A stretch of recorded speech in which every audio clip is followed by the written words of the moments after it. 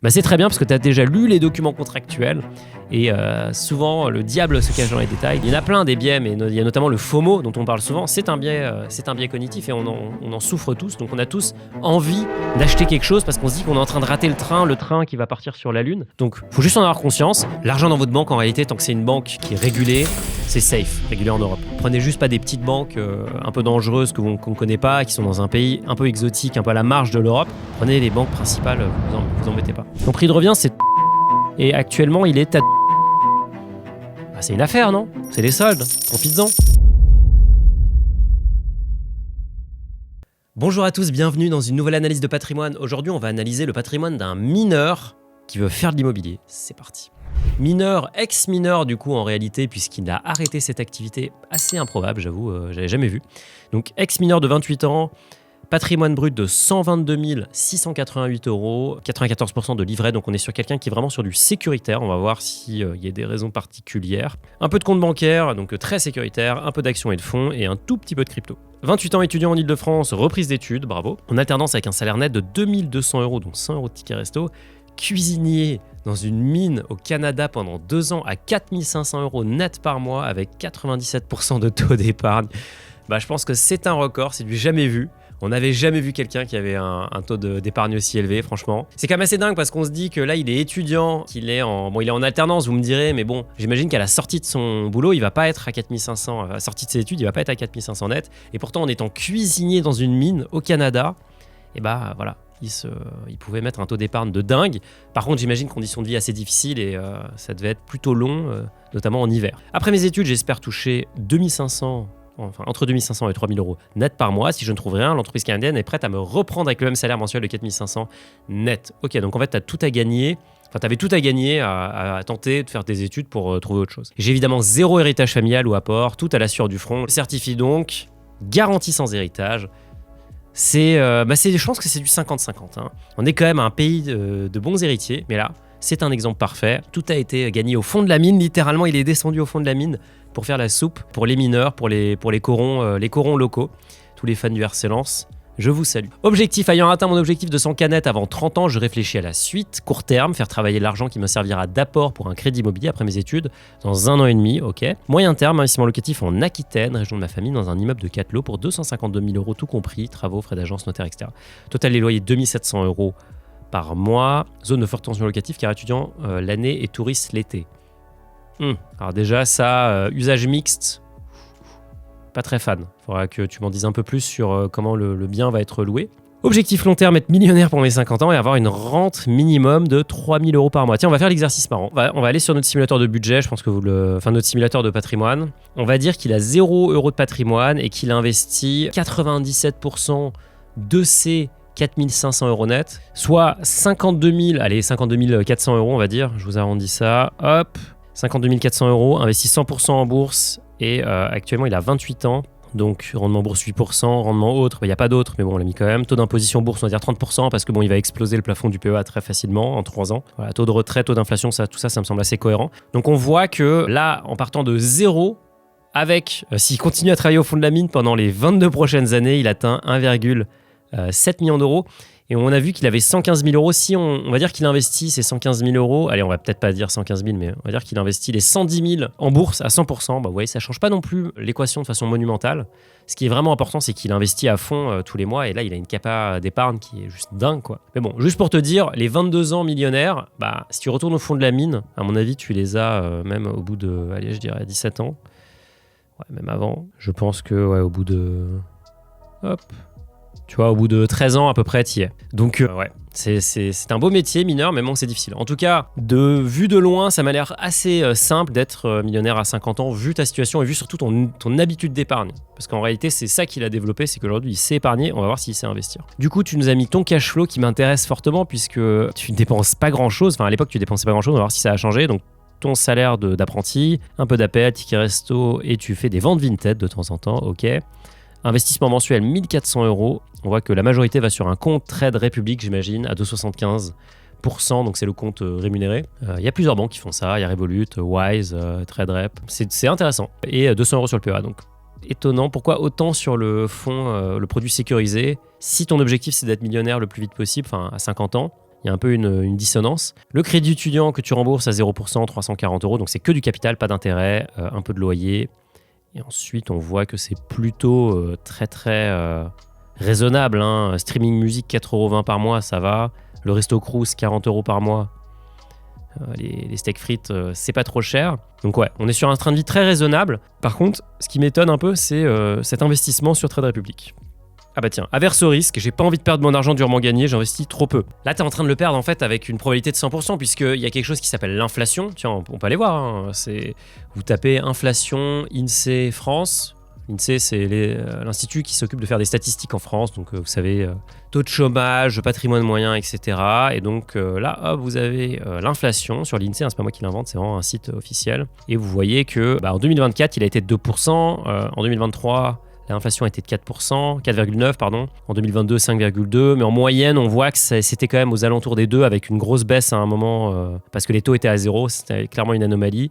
Et ensuite, une très forte hausse. Et là, on se stabilise aux alentours de 2%. Moi, je pense que, d'ailleurs, vous pouvez regarder assez longtemps. Vous pouvez regarder, Mais bon, toute cette période-là, en réalité, là, il y a eu des taux quand même un peu plus élevés. Mais vous voyez qu'en gros, c'est 2% en France, l'inflation. 2,5%, on va dire. Qu'est-ce que ça veut dire? Ça veut dire que si votre placement rapporte moins que 2,5% net d'impôts, eh bien, vous perdez du pouvoir d'achat. Donc là, avec ton placement sur Trade Republic, tu perds du pouvoir d'achat puisque tu places cet argent, mais tu payes des impôts sur les intérêts, évidemment.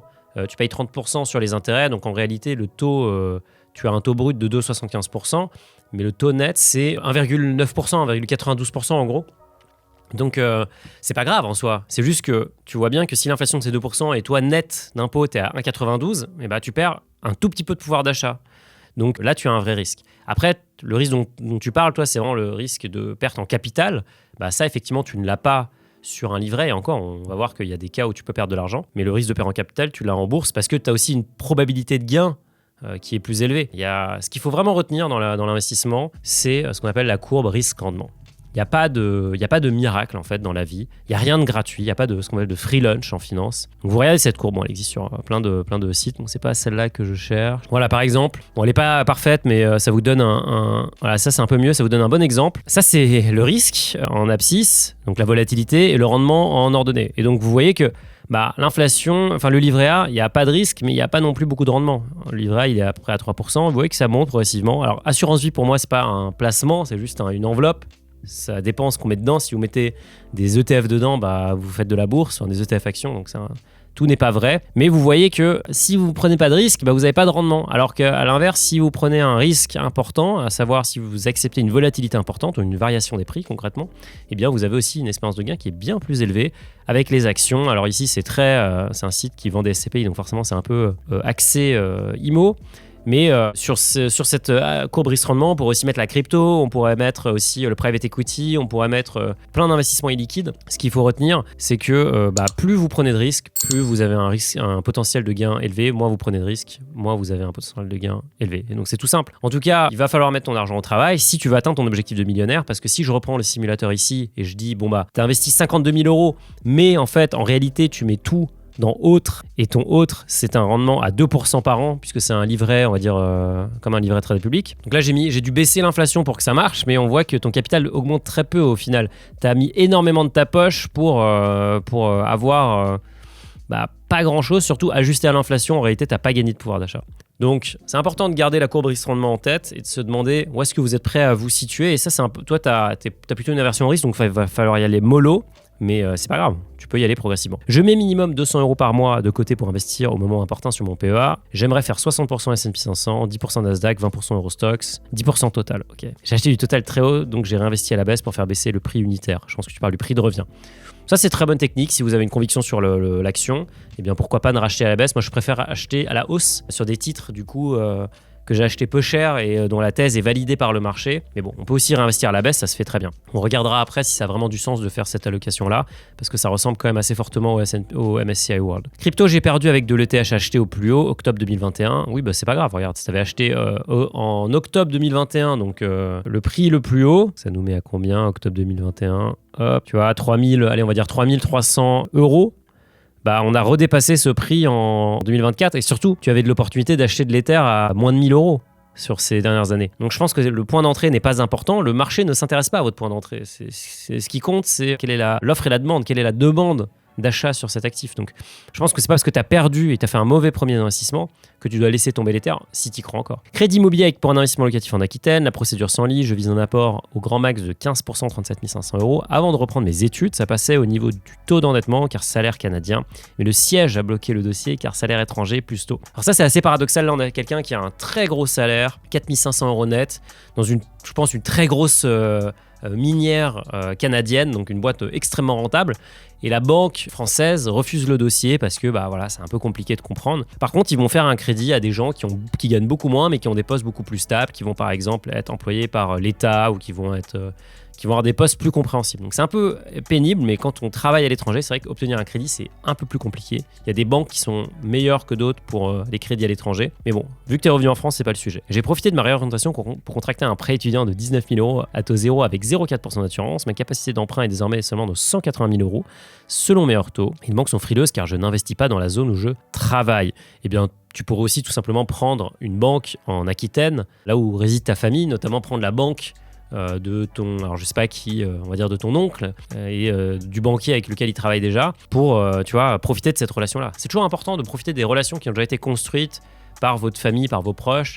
Donc n'hésitez pas à aller dans l'agence locale et aller dans les banques mutualistes, aller dans les banques qui sont décentralisées et où c'est vraiment le siège local, voire l'agence qui a le pouvoir. Le directeur d'agence peut attribuer des emprunts jusqu'à 500 000, 1 million d'euros. Donc ça va être le CIC, ça va être le Crédit Agricole, ça va être le Crédit Mutuel.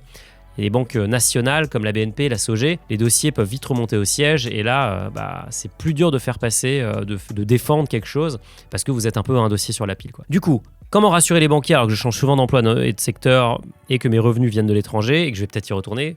Compliqué, franchement. À part aller voir, moi je te dirais la banque de famille, et je testerai toutes les banques de famille en Aquitaine, je pense que ça va être compliqué. Prêt étudiant, bénéfique ou limitant pour un futur prêt immobilier? Écoute, la visée du prêt étudiant, c'est de payer des études. Maintenant, je peux pas t'encourager à utiliser ça pour un apport, mais je peux pas t'en empêcher non plus. Je sais que beaucoup de gens le font. Aurais-tu des suggestions concrètes et à court terme pour atteindre mes objectifs? On va regarder ça. Que penses-tu du stock picking? J'ai fait un thread récemment sur Twitter et sur Insta d'ailleurs aussi. On va vous mettre le lien. Où je parle du stock picking. J'en fais un petit peu, mais forcément, c'est pas quelque chose que je défends parce que la réalité, c'est que c'est difficile et que la plupart des gens sous-performent le marché et paniquent. J'ai vu beaucoup de gens qui m'ont dit moi j'ai acheté du Orpea quand c'était en train de baisser parce que je pense que c'était une super affaire. Orpea aujourd'hui c'est jamais remonté. J'ai vu beaucoup de gens acheter aussi, tu vois, t'as acheté de l'Ether au plus haut, c'est du stock picking, ça c'est du crypto picking si tu veux. Donc aujourd'hui t'es un peu bloqué à cause de ça. Donc c'est un art difficile, il y a des gens qui y arrivent très bien évidemment et je les admire beaucoup. Mais c'est vrai que pour la majorité des investisseurs, je recommande plutôt l'investissement passif avec une petite poche de stock picking, 10% là dans ton cas c'est très bien. On va regarder quand même dans ton cas si l'allocation est adaptée. J'ai vu dans les documents sur mon contrat Trade Republic que seuls les fonds placés sur les banques partenaires sont couverts et qui ne sont pas garantis sur les fonds de liquidité. Or 98% de mes liquidités sur Trade Republic sont sur un fonds BlackRock. Est-ce risqué? C'est très bien parce que tu as déjà lu les documents contractuels et souvent le diable se cache dans les détails, donc on va regarder tout ça. Mais avant ça, on découvre ton profil Finari. Donc très beau profil, 122 000 €, beaucoup de livrets, donc évidemment tous les livrets sont au max, j'imagine. Ça doit être le livret A, ça doit être un livret boosté, bourseau je dirais, si je devais deviner. Et ensuite, j'imagine que ça, c'est le livret Trade Republic. Enfin, en tout cas, c'est le compte rémunéré de Trade Republic parce que ce n'est pas un livret. Et ça, c'est important parce que ce ne sont pas les mêmes garanties. Qu'est-ce qu'il y a dans actions et fonds? Il y a ton plan d'épargne en actions chez Bourse Direct, il me semble. Donc, tu as du S&P 500, du Total et du Nasdaq. Bon, il y a pas mal d'overlap entre le S&P 500 et le Nasdaq. Tu vois, d'ailleurs, c'est une fonctionnalité qu'on est en train d'étudier là activement. Je sais que ça fait un moment qu'on en parle, mais là, on s'active dessus, qui vous calculera en fait automatiquement l'overlap entre deux ETF, c'est-à-dire à quel point deux ETF ont les mêmes expositions, les mêmes positions du moins. Donc là, j'ai les plus grandes positions côté S&P 500 sur ton BNP Easy. Donc on voit Apple, Microsoft, Nvidia, etc.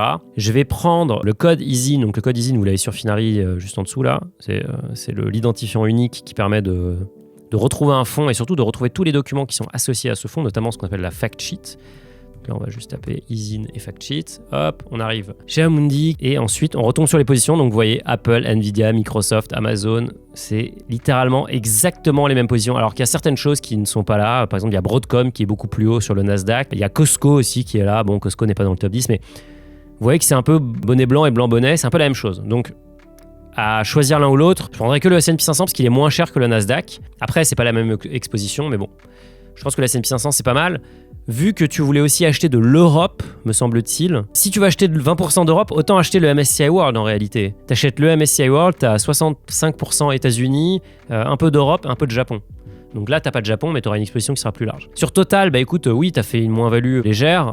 Écoute, si t'es convaincu par la position, autant en racheter. Pourquoi pas ? Pourquoi pas. Là, on voit que sur Trade Republic, tu as eu une action gratuite qui, elle, a super bien performé puisque tu as fait plus 177% sur ton cadeau boursier. Moi, il m'avait offert un Tesla, enfin une action Tesla, je crois que j'avais aussi fait plus 100%. Bon, malheureusement, c'était que 50 €, quelque chose comme ça aussi. Mais bon, ça fait toujours plaisir. Donc le PEA, pas mal, je dirais éliminer une des deux positions et ensuite faire que de l'ETF, garder 10% de stock picking si tu veux absolument le faire et rouler jeunesse, tu vois. Investir régulièrement tous les mois. Ne pas essayer, tu disais, essayer de trouver le bon moment pour investir, mais tu vois, tu as acheté au pire moment sur les terres. Pourquoi ? Parce qu'en fait, tu as été poussé par des biais cognitifs qui sont assez classiques. Quelqu'un comme Daniel Kahneman a assez largement décrit. Il y en a plein des biais, mais il y a notamment le FOMO dont on parle souvent. C'est un biais cognitif et on en souffre tous. Donc on a tous envie d'acheter quelque chose parce qu'on se dit qu'on est en train de rater le train qui va partir sur la Lune. Donc il faut juste en avoir conscience. Moi, je préfère me dire, j'investis tous les mois un montant fixe. Voilà, tu touches ton salaire, je sais pas, le 2 du mois, le 3, tu fais ton investissement, tu vas sur Trade Republic, tu appuies sur un bouton ou sur Bourse Direct, tu appuies sur un bouton et tu passes à autre chose. C'est encore mieux si tu automatises parce que du coup, tu n'as pas besoin de te poser la question. Tu fais juste un ordre conditionnel. Malheureusement, sur PEA, pour l'instant, il n'y a pas d'ordre, il n'y a pas de titre fractionné, ça va arriver. Et donc, l'ordre conditionnel est un peu plus compliqué parce qu'il faut faire des parts entières. Ça, c'est un détail, mais investis plutôt à date fixe plutôt que de dire j'investis en fonction du marché qui monte, qui baisse parce que sinon, on n'investit jamais. Et ça, on se connaît tous. Et puis, choisis entre que du S&P 500 ou faire du MSCI World, mais je vois pas trop l'intérêt de passer du temps à passer plusieurs ordres pour avoir S&P, Nasdaq, Eurostoxx. Sur la partie crypto, écoute, ça dépend de ta conviction. Est-ce que tu as encore une conviction sur l'Ethereum ? Tu as fait moins 37%. Là, aujourd'hui, je crois que la crypto est plutôt en train de souffrir à l'instant T. Si ta conviction reste intacte, pourquoi pas en racheter, tu vois, là actuellement l'Ethereum vaut probablement moins que ce que toi t'as acheté, tu l'as acheté à... Ton prix de revient c'est 3700 €, pardon, et actuellement il est à 2300 €.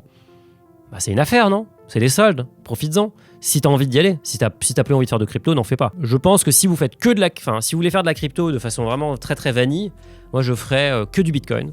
Voilà, j'ai changé progressivement d'avis, je suis devenu un maximaliste aussi, comme tous les méchants bitcoiners. Mais voilà, plus je passe de temps dans ce marché, plus je me dis qu'en fait, je préfère faire que du Bitcoin. Moi, je fais que du DCA Bitcoin aujourd'hui. Je n'achète plus d'Ethereum, j'ai arrêté il y a quelques temps.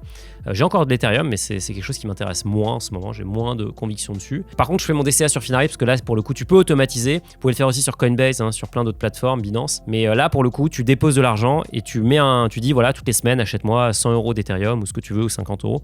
Et donc je n'ai pas à y réfléchir et c'est ça le plus important, c'est que je sors ça de ma tête. J'ai déjà assez de problèmes à régler comme ça au quotidien, donc j'ai pas envie de devoir réfléchir à faire des investissements. Donc pour répondre à ta question de, on va dire, l'allocation globale, aujourd'hui il y a un problème d'allocation, je pense que ça on est tous au clair dessus. Tu peux pas d'un côté vouloir être millionnaire et ne pas faire travailler ton capital. En fait tu vas peut-être être millionnaire, mais tu auras travaillé beaucoup plus dur que quelqu'un qui aura investi son argent dans des placements qui sur la courbe rendement-risque sont plus à droite, donc plus de risques mais aussi plus de rendement. Toi tu vas travailler très très dur, tu vas devoir épargner énormément, mais tu vas jamais vraiment gagner parce qu'en fait l'inflation va éroder ton pouvoir d'achat. Donc tu auras 1 million dans le futur, mais ce million en fait il achètera beaucoup moins de choses parce que seront passés par là 2% d'inflation, puissance, le nombre d'années qui nous séparent de cette fameuse date fatidique. Donc il faut vraiment faire attention à ça. Je pense qu'aujourd'hui une allocation pour toi qui pourrait être raisonnable, ça serait probablement de dire t'es très jeune.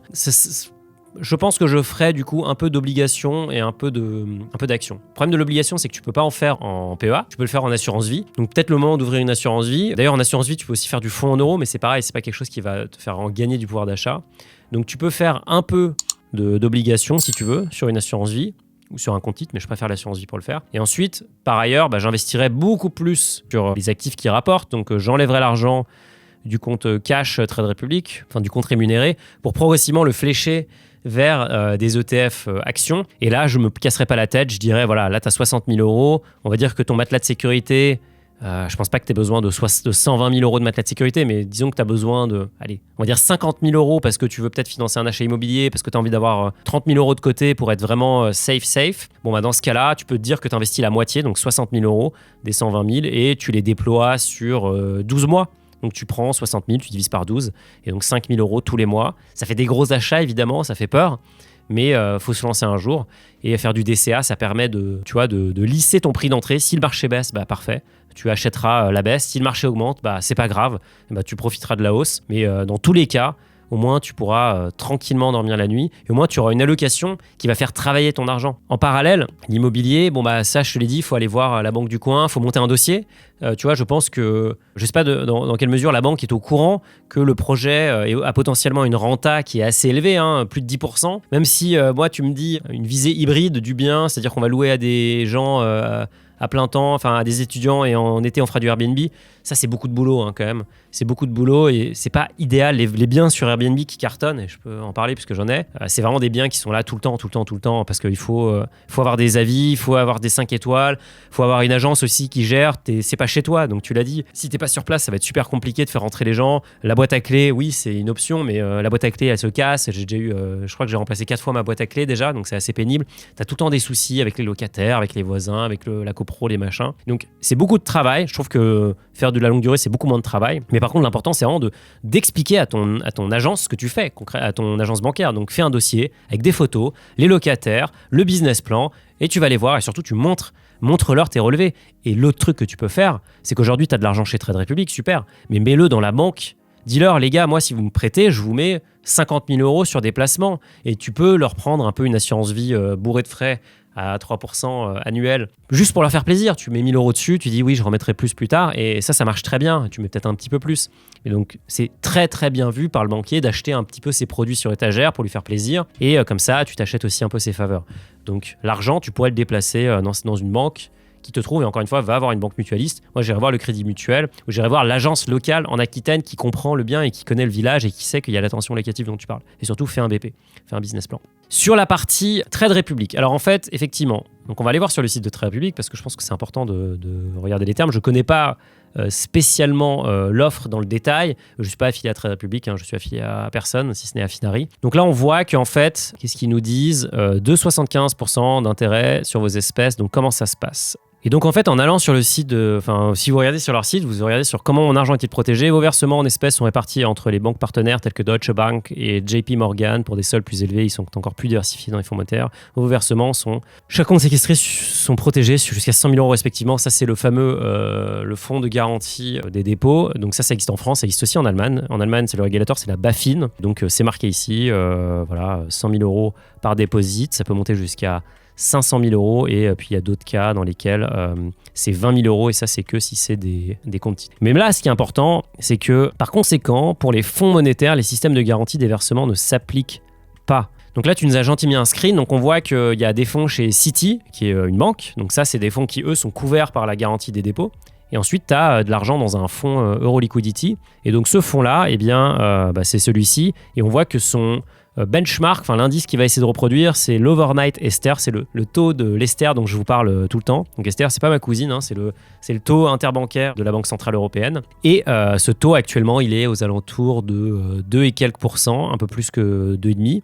Et donc c'est ce que vous reverse en réalité Trade Republic. Par contre, c'est bien indiqué, ces liquidités ne sont pas protégées par les 100 000 euros. Donc théoriquement, il y a effectivement un risque. Maintenant, il faut remettre les choses dans leur contexte. Si demain, une banque systémique fait faillite, on va dire une banque de premier rang, vraiment BNP, CIC, etc., Deutsche Bank en Allemagne, eh bien, le fonds ou les fonds de garantie, que ce soit en France, en Allemagne ou n'importe où en Europe, ne sont pas assez étoffés pour couvrir la perte des dépôts. Donc les déposants, eux, devraient être protégés jusqu'à 100 000 euros. Dans les faits, il n'y a pas assez d'argent dans la caisse. Donc ce système, il est avant tout symbolique. Dans les faits, l'État interviendrait pour sauver les banques. C'est déjà arrivé en 2008. Ça, c'est le premier point. Donc l'argent dans votre banque, en réalité, tant que c'est une banque qui est régulée, c'est safe, régulé en Europe. Prenez juste pas des petites banques un peu dangereuses qu'on ne connaît pas, qui sont dans un pays un peu exotique, un peu à la marge de l'Europe. Prenez les banques principales, vous embêtez pas. Deuxième point, c'est qu'est-ce qui se passe sur les fonds monétaires ? Il faut regarder dans quoi un fonds monétaire est investi. Et ici, on peut, je pense, regarder le portefeuille. Donc ce fonds a pour mandat de battre ou de répliquer l'Ester, mais il n'investit pas dans l'Ester. En réalité, il achète des obligations. En fait, on voit qu'il a énormément de titres en portefeuille. En réalité, la plupart, c'est des repos, donc c'est des obligations d'État où il va traiter ses obligations avec des contreparties, donc JP Morgan, Natixis, ING, etc. Et donc, on voit que c'est quand même extrêmement réparti. Et surtout, moi, ce qui m'intéresserait, ce serait de voir le credit rating de ces trucs-là. Donc, on voit qu'il y a 33% du portefeuille qui sont des emprunts en fait qui durent un jour. Ensuite, il y a 49%, c'est 49% du portefeuille mature en une semaine et on le voit, ça descend assez vite. Mais en moyenne, c'est un portefeuille qui mature sur 45 jours. Donc, c'est des obligations assez courtes, ce qu'on appelle des taux courts. Est-ce qu'il y a aucun risque ? Non, il n'y a pas aucun risque parce qu'on prête de l'argent. Il y a quand même tout un tas d'instruments qui sont achetés. Voilà, vous avez des certificats de dépôt, vous avez des repo agreements, vous avez des non-negotiable time deposits, vous avez du commercial paper. Donc, vous pouvez aller voir tout ça, c'est assez intéressant. Et surtout, moi, ce qui m'intéresserait... Donc là, vous voyez que c'est des taux très courts. Hein. Ça, c'est en jours.